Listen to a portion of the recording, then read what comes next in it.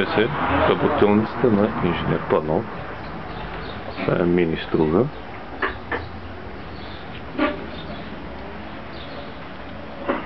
Полиен мотор.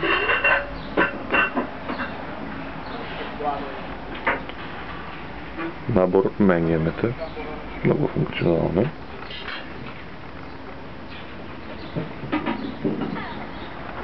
Виждате пресите. 3 на брой. 4, извинявам се. 4 преси има.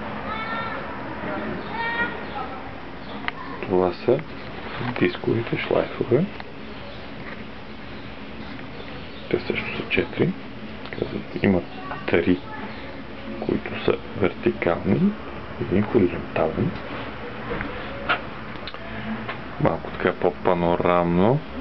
Това е банцига, райдер за чирените, както и прободен трион за седев.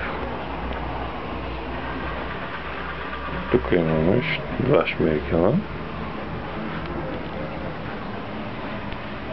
Панорамна гледка на двете пещи. Долната е за закаляване, горната е за отвръщане. Така, следва мини фрезата.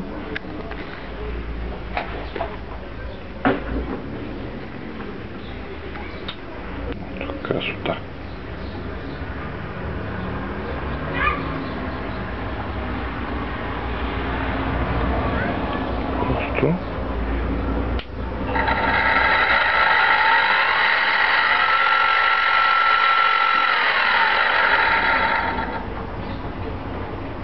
Просто перфектно.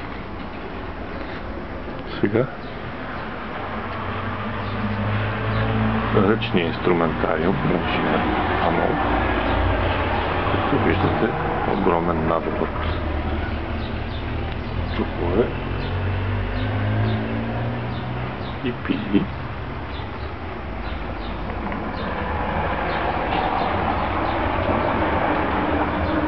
Виждате клещите.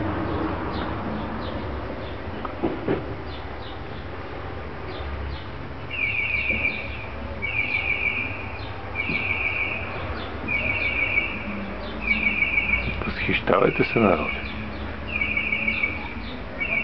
Ето гравир машинката на инженера.